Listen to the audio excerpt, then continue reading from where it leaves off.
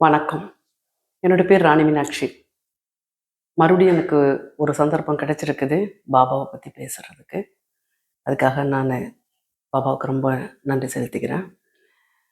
நான் இப்போ என்ன நினைக்கிறேன், என்ன சொல்ல போறேன் அப்படின்னா, பாபாவ எப்படி பக்தி பண்ணுவது? அவங்கவங்களுக்கு உரிய வகையில. நான் எப்படி பக்தி பண்ணேன் அப்படிங்கிறத நான் சொல்றேன். அதாவது ஃபர்ஸ்ட்டு நம்ம பொதுவா முருகன், சிவபெருமான் இந்த மாரி தான் நம்ம பார்த்துட்ருப்போம். புதுசா தான் நமக்கு பாபா, குரு அப்படிங்கிற ஒரு நிலைமையில நம்ம அதை ஏத்துக்கிட்டு, நம்ம அத வழிபட ஆரம்பிக்கிறோம். இப்போ குரு அப்படிங்கிறவரு யாரு அப்படின்னா, இருளிலிருந்து வெளிச்சத்திற்கு வழி காமிக்கிறவர் தான் குரு. அப்போ நம்ம பாபாவ குருவா ஏத்துக்கிறோம் அப்படின்னா, குரு மேல நம்ம ஸ்திரமான ஒரு நம்பிக்கை வச்சிருக்கணும். அதுதான் நம்ம குருவுக்கு நம்ம செய்ற ஒரு சிஷ்யர்களுக்குரிய லட்சணம். குருவ ஸ்திரமா பற்றிக்கணும். இப்போ நம்ம பாபாவ குருவா ஏத்துக்கிறோம் அப்படின்னா, நம்ம எப்படி வழிபடலாம் அப்படின்னா, நம்மளோட மனசுல ஒரு பெரிய நம்பிக்கைய நம்ம விதைச்சுக்கணும். நம்ம கூடவே பாபா இருக்காரு. இல்ல பாபாவுடைய அந்த சாம்ராஜ்யத்துக்குள்ளார நம்ம இருக்கோம். நமக்கு பாபாவுடைய நேரடியான அருள் இருக்கு. நம்மளுடைய ஒவ்வொரு நடவடிக்கையும் பாபா பார்த்துட்டுருக்கிறாரு. அதனால நம்ம நம்பிக்கையா, தைரியமா இருக்கலாம். என்ன ஒரு பிரச்சனை வந்தாலும் உடனே அ பாபா சாய்நாதா, எனக்கு இந்த மாதிரி ஒரு சின்ன இது வந்திருக்கு. நீங்க தான் காப்பாத்தணும் அப்படி சொல்லி அவர்கிட்டயே நம்ம பிரார்த்தனை பண்ணிட்டு இருக்கலாம். அதேபோல நம்ம காலையிலயும் சாயந்தரம் பாபாவுக்கு விளக்கேத்திட்டு, ஒரு சின்ன நிவேதனம் பண்ணிட்டு, எப்பொழுதுமே பாபாவுடைய சிந்தனை நம்ம மனசுல இருக்கணும். அது ஒரு மிகப்பெரிய ஒரு தகுதி. நம்ம பாபாவுடைய அந்த இத ஃபாலோ பண்றோம், அத பின்பற்றோம் அப்படின்னா, பாபாவ பத்தின சிந்தனை நம்ம மனசுக்குள்ள எப்போதுமே இருக்கணும். பாபாவ பத்தின ஒரு பிரார்த்தனை. மனசுல அது இருக்குன்னு வச்சுக்கோங்களேன், சாய்ராம் ஏதோ ஒண்ணு நம்ம சொல்லுவோம் இல்லைங்களா? அது நம்ம மனசுல எப்போதுமே இருக்கணும். அதேபோல நம்ம நம்ம வாழ்க்கையில எவ்வளோ ஒரு சந்தோஷம் நடந்தாலும் சரி, இல்லை எதனாவது ஒரு பிரச்சனை நடந்தாலும் சரி, எல்லா விஷயத்தையுமே நம்ம பாபாவிற்கு சமர்ப்பணம் பண்ணணும். சமர்ப்பணம் பண்ணிட்டு, நம்மளால முடிஞ்ச வரைக்கும் ஒரு சத்சங்கத்துல போயிட்டு, ஒரு இந்த மாரி பக்கத்துல இருக்க பாபா கோயில்ல போயிட்டு, ஒரு இந்த மாரி ஆரத்தி பாடுறது, இல்ல அந்த கோயிலுக்கு நம்ம போறது, நம்மளால முடிஞ்ச வரைக்கும் ஏதாவது செஞ்சு எடுத்து கொண்டு போய் நைவேத்தியம் குடுக்கறது. ஏன்னா, பாபாவுக்கு ரொம்ப பிடிச்சமானது அன்னதானம்.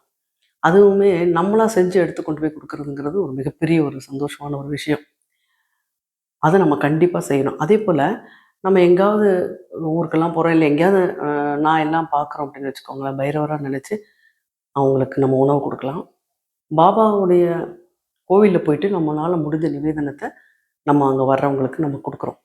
அது ஒரு மிகப்பெரிய ஒரு சந்தோஷம். ஒரு வியாழக்கிழமை அந்த மாரி ஏதாவது ஒரு நாள் வச்சுக்கிட்டு, நம்ம கண்டிப்பா அருகிலுள்ள எந்த பாபா கோயிலுக்கு வேணாலும் போயிட்டு, நம்மளால முடிஞ்ச ஒரு நிவேதனத்த நம்ம குடுத்துட்டு, ஒரு ஆரத்தியாவது நம்ம அட்டெண்ட் பண்ணிட்டு வரணும். இது ரொம்ப பேசிக். ஏன்னா, நம்ம ஒரு விஷயத்த ஃபாலோ பண்றோம் அப்படின்னா, அத தொடர்ந்து படிப்படியா அதில எவ்வளோ தூரம் முன்னேறி போறோம் அப்படிங்கிறது தான் முக்கியம்.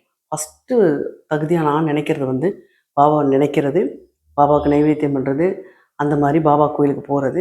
அதுக்கடுத்து பாபாவுடைய சத்சரீரத்த கொஞ்சம் கொஞ்சமா, கொஞ்சம் கொஞ்சமா நம்ம உள்வாங்கி படிக்கிறது. ஒரு அவசரமாவோ, ஒரு நிமித்தமாவோ படிக்கக்கூடாது. நம்ம உள்வாங்கி அனுபவபூர்வமா அத அனுபவிச்சு படிக்கணும் அப்படிங்கிறது என்னுடைய ஒரு இது.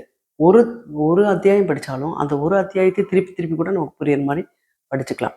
ஏன்னா, பாபாவுடைய சச்சரித்த படிக்க படிக்க நம்ம கர்மா கழியிறது அப்படிங்கிறது தான் அதில உள்ள விசேஷம். அதேபோல நம்மளுடைய ஃப்ரெண்ட்ஸ் சர்க்கிள்ல நம்ம பாபாவ பத்தி சொல்றதோ, இல்ல நமக்கு தெரிஞ்ச ஒரு சில கருத்துக்கள எடுத்து சொல்லி பாபா வழியில நம்ம மத்தவங்கள கூட்டிட்டு போறது கூட மிகப்பெரிய ஒரு சேவை, சர்வீஸ் அப்படின்னு நான் சொல்லுவேன். நம்மளால முடிஞ்ச வரைக்கும். அதுக்கு தான் சத்சங்கம் இருக்கு. சத்சங்கத்தில பொறுத்தவரைக்கும் நம்ம பாபாவுடைய பாடல்கள், பாபாவுடைய எண்ணங்கள், சர்வீஸ் மைண்டடு. கோவிலுக்கு போயிட்டு நம்மளால முடிஞ்ச சர்வீஸு, இப்படி பண்ணிட்டே இருக்கும் பொழுது, நம்ம அந்த ஒரு கட்டுக்கோப்பான ஒரு விஷயத்துக்குள்ள நம்ம வந்துருவோம். தினம் பாபாவுக்கு விளக்கேத்தணும், தினம் பாபாவுக்கு நைவேத்தியம் பண்ணணும், தினம் பாபா கோயிலுக்கு போகணும், தினம் ஆரத்தி அட்டெண்ட் பண்ணணும். இதெல்லாம் பேசிக்.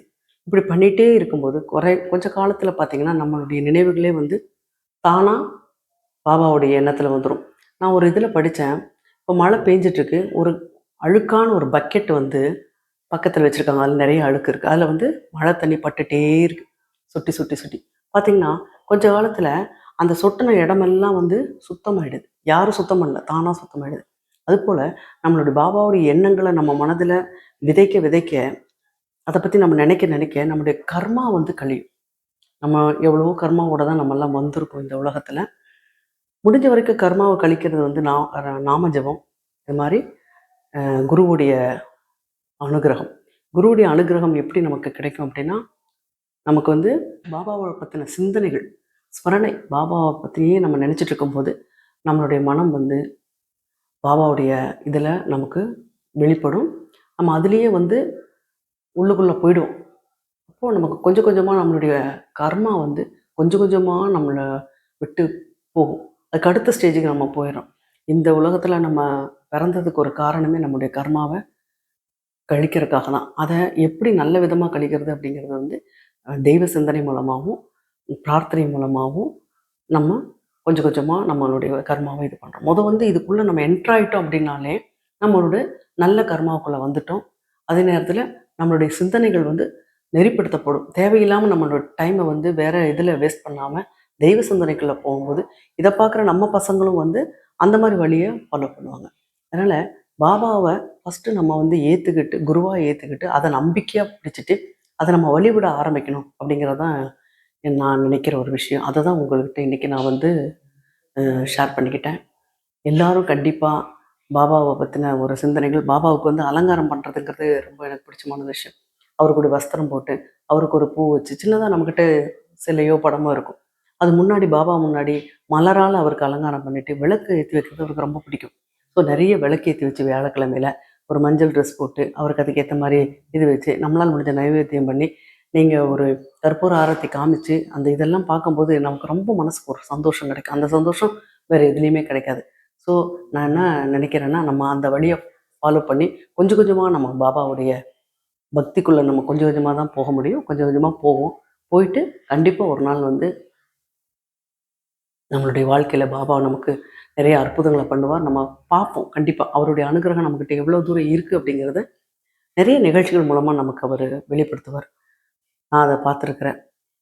ஸோ நம்மளுடைய எண்ணங்களை வந்து செயல்களாக மாற்றி, செயல்கள் வந்து வெற்றிகரமாக நமக்கு வாழ்க்கையில் அமையணும். எல்லாரும் இந்த வழியை ஃபாலோ பண்ணணும்னு நினைக்கிறேன். கண்டிப்பாக நீங்கள் பண்ணுவீங்கன்னு நினைக்கிறேன். பாபாவோட அருள் உங்கள் எல்லாத்துக்கும் இருக்கணும். சச்சிதானந்த சத்குரு சாய்நாத் மகாராஜ் ஜி. நன்றி.